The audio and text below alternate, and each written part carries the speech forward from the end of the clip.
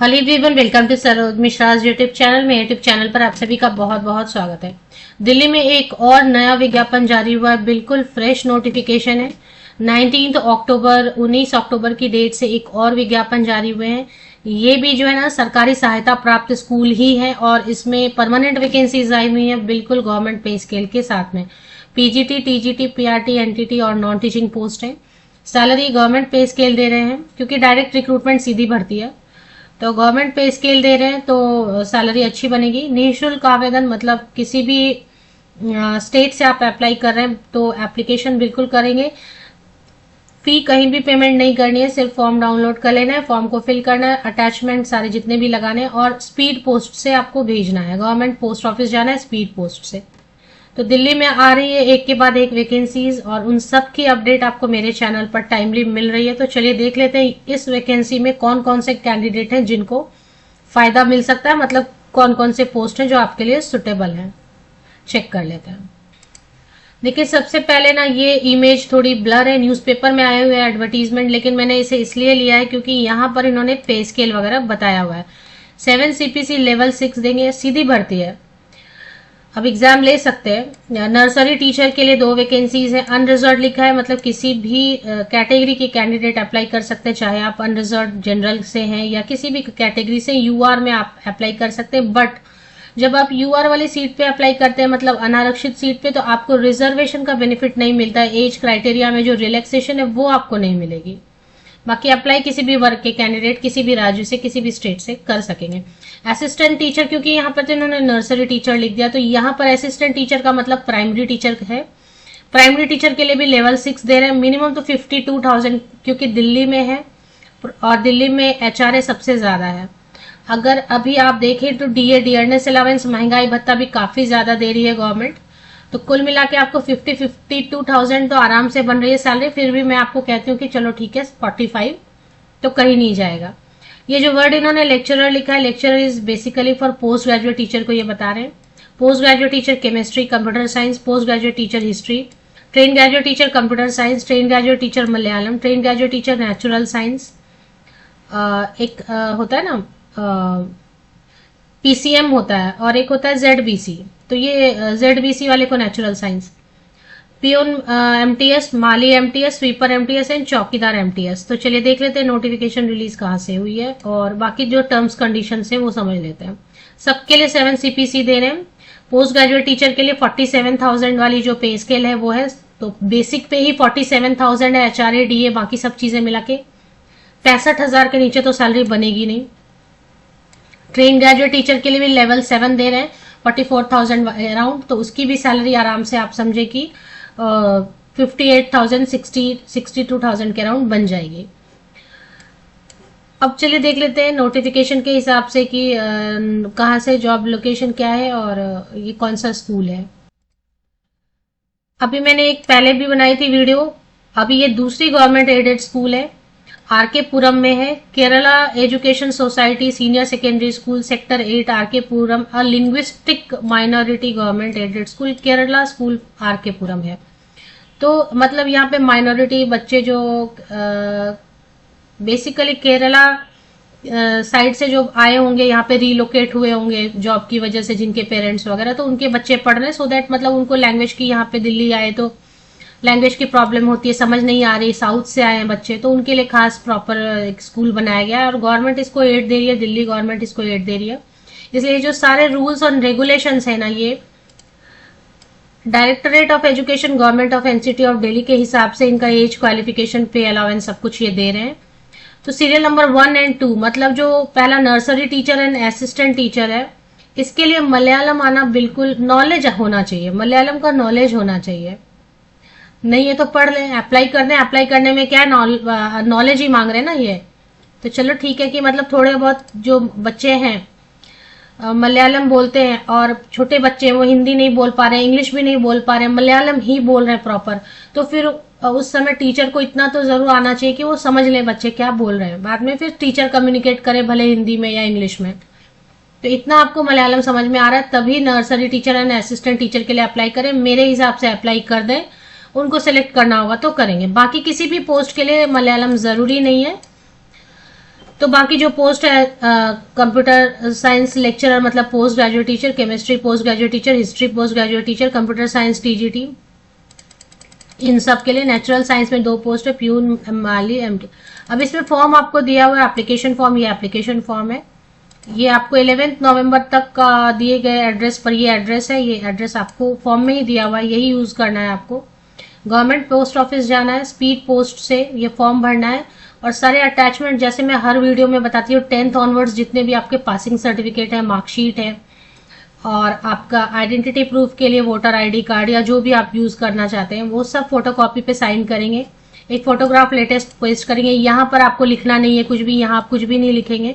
बाकी सारे सेक्शन को फिल करेंगे, फोटोकॉपीज अटैच करेंगे और दिए गए एड्रेस पर भेज देंगे। 11 नवंबर तक पहुंच जाना चाहिए। और ये सब जो है ना प्रॉपर गवर्नमेंट एडेड स्कूल है, और ये सब पोस्ट जो है ना गवर्नमेंट सैंक्शनड पोस्ट है, परमानेंट। अगर आप पूछ रहे हैं कि थंबनेल में लिखने के बाद भी कई कैंडिडेट पूछते हैं ये परमानेंट है क्या, बिल्कुल परमानेंट है, सीधी भर्ती है। और आपको मैं दिखा देती हूँ कि ये जो है ना लीडिंग न्यूज़पेपर में भी आया हुआ है। ये देखिए, ये लीडिंग न्यूज़पेपर में भी पब्लिश हुआ है। 11 नवंबर लास्ट डेट है और स्पीड पोस्ट से भेजना है। इसमें क्या लिखा है इन्होंने, डायरेक्ट रिक्रूटमेंट। सीधी भर्ती शब्द तभी यूज होता है जब परमानेंट भर्ती हो। परमानेंट जहां भी भर्ती होती है वहां पर डायरेक्ट रिक्रूटमेंट शब्द का इस्तेमाल किया जाता है, वरना डायरेक्ट रिक्रूटमेंट का जो है ना इस्तेमाल नहीं किया जाता है।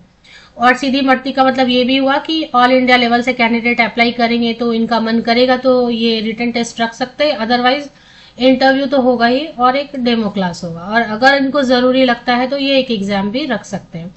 तो ये सारी इन्फॉर्मेशन हो गई। अभी चलिए देख लेते हैं बाकी एज क्राइटेरिया वगैरह के बारे में थोड़ा सा समझ लेते हैं। क्योंकि इन्होंने लिख दिया है कि government of NCT of Delhi, government of NCT of Delhi के हिसाब से चलेगा, तो DSSB के रूल्स चलेंगे। तो 36, अब यहाँ पे आपको कास्ट कैटेगरी का तो कोई बेनिफिट मिल नहीं रहा है क्योंकि सभी पोस्ट अनारक्षित हैं। तो उसमें पोस्ट ग्रेजुएट टीचर के लिए 36 ईयर्स या बिलो वाले कैंडिडेट अप्लाई कर सकते हैं। अगर कुछ महिलाएं ऐसी रहती है जो डाइवर्स वीमेन है, जुडिशियली सेपरेटेड है, नॉट रीमैरिड, तो उनके लिए कुछ रिलैक्सेशन रहती है। अदरवाइज महिलाओं के लिए भी अलग से कोई छूट नहीं रहती। तो 36 साल या उसके कम उम्र के लोग लेक्चरर वाली जो पोस्ट है उसके लिए अप्लाई कर पाएंगे। ट्रेन ग्रेजुएट टीचर वाली जितनी भी पोस्ट है, ट्रेन ग्रेजुएट और टीचर वाली जितनी भी पोस्ट है उसके लिए 32 ईयर्स या उसके नीचे जो कैंडिडेट रहेंगे वो अप्लाई कर सकेंगे। ये कॉन्ट्रेक्चुअल नहीं, तो DSSB का जो रूल है ना, 32 ईयर्स या बिलो वाले कैंडिडेट, टीजीटी का कोई भी पोस्ट था वहां पे, ये तो मैं DSSB का ले रही हूँ, लेकिन वहां पे जो पोस्ट दिए तो 32 साल या उसके कम उम्र के कैंडिडेट जो है ना अप्लाई कर सकते हैं इसके लिए, टीजीटी के लिए।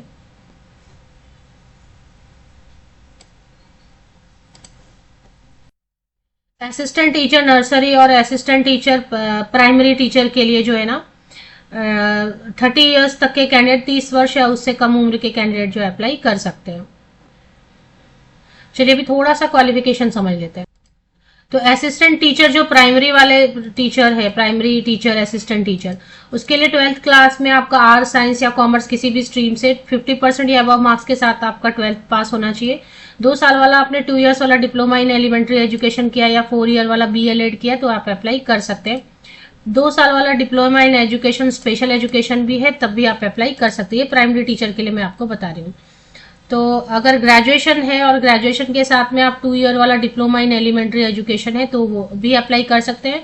और सीटेट होना चाहिए, पेपर 1 आपका पास होना चाहिए। तो DOE का तो यही रूल है ना, दिल्ली का तो यही है। इसके बाद अगर आप देखेंगे कि अभी इसमें 2 ईयर डिप्लोमा में कोई भी ET, JBT, DIET, BLED कोई भी चलेगा, सीटेट पेपर 1 जरूर होना चाहिए। ऐसे दिल्ली वाले में रहता है कि हिंदी आपने 10 में पढ़ा होना चाहिए, लेकिन ये माइनॉरिटी स्कूल है तो इसमें ये वाला हिंदी वाला रूल इतना जरूरी नहीं है। अभी असिस्टेंट टीचर के लिए तो मैंने आपको बता दिया। नर्सरी टीचर के लिए क्या, नर्सरी टीचर सर्टिफिकेशन आपने किया हुआ है या मॉन्टेसरी टीचर या BEd नर्सरी किया हुआ है। 12th पास आपने 45% या ऐसे 50% रहता है, पर इन्होंने 45 लिखा है तो ठीक है, 45% या अबव मार्क्स के साथ इतना होना चाहिए। और इसके लिए टेट वगैरह की जरूरत नहीं होती है नर्सरी टीचर के लिए। नर्सरी टीचर के लिए कोई जरूरत नहीं होती है। चलिए अभी देख लेते हैं अगर TGT के लिए क्या मांग रहे हैं वगैरह। PGT के लिए तो कोई भी सब्जेक्ट है, जैसे फॉर एग्जाम्पल ये ले लिया है, मास्टर डिग्री होना चाहिए रिलेटेड सब्जेक्ट में और दिल्ली में ऐसा रूल है कि अगर बीएड है आपके पास तो ठीक है, आप बीएड के साथ अप्लाई कर सकते हैं पोस्ट ग्रेजुएट टीचर के लिए। अगर आपके पास बीएड नहीं है तब भी आप अप्लाई कर सकते हैं।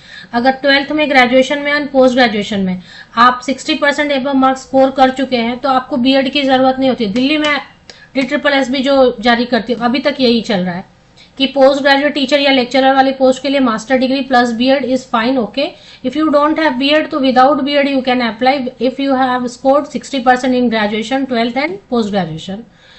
अगर पीएचडी भी है आपकी, आपने मास्टर डिग्री किया और पीएचडी कर लिया बट आपने बीच में बीएड नहीं किया है और आपका फर्स्ट क्लास भी नहीं है तो भी आप अगर पीएचडी कर लिया है तो पीएचडी वाले ऐसे डायरेक्ट मास्टर प्लस पीएचडी कर सकते हैं अप्लाई। ये पोस्ट ग्रेजुएट टीचर के लिए चल रहा है फिलहाल। एक्सपीरियंस वगैरह जरूरी नहीं होता है, सभी पोस्ट के लिए फ्रेशर अप्लाई कर सकते हैं, डिजायरेबल में रखते हैं। चलिए अभी देख लेते हैं टीजीटी ट्रेन ग्रेजुएट टीचर के लिए क्या मांगते हैं ये। तो टीजीटी के लिए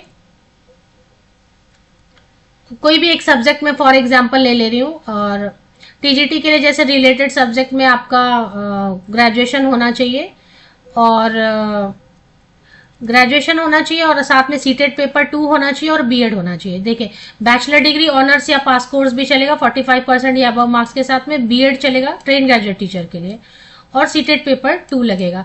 हिंदी ऐसे नॉर्मली DSSS में मांगते हैं बट ये लिंग्विस्टिक, माइनॉरिटी लिंग्विस्टिक है तो हिंदी वाला कोई कंडीशन नहीं है, यहाँ पर मलयालम वाला कंडीशन रहेगा।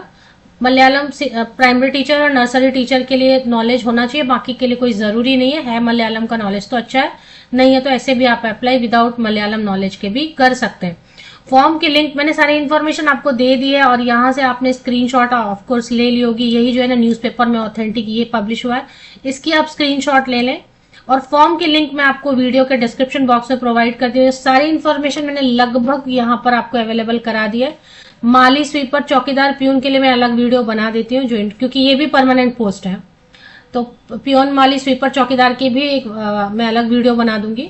स्पीड पोस्ट ही यूज करना, यहाँ पर देखिए इन्होंने क्या लिखा है स्पीड पोस्ट, और सबके लिए पे स्केल है, आप देखें यहाँ पे सबके लिए पे स्केल है,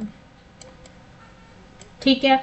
तो लास्ट डेट 11 नवंबर है, इसके बाद नहीं पहुंचना चाहिए। Speed post government post office से ही जाके करना है। फॉर्म की लिंक आपको वीडियो के डिस्क्रिप्शन बॉक्स में मिल जाता है, आप फॉर्म की लिंक के लिए इसी यूट्यूब वीडियो के डिस्क्रिप्शन बॉक्स को नीचे तक स्क्रॉल डाउन करके चेक कर लें।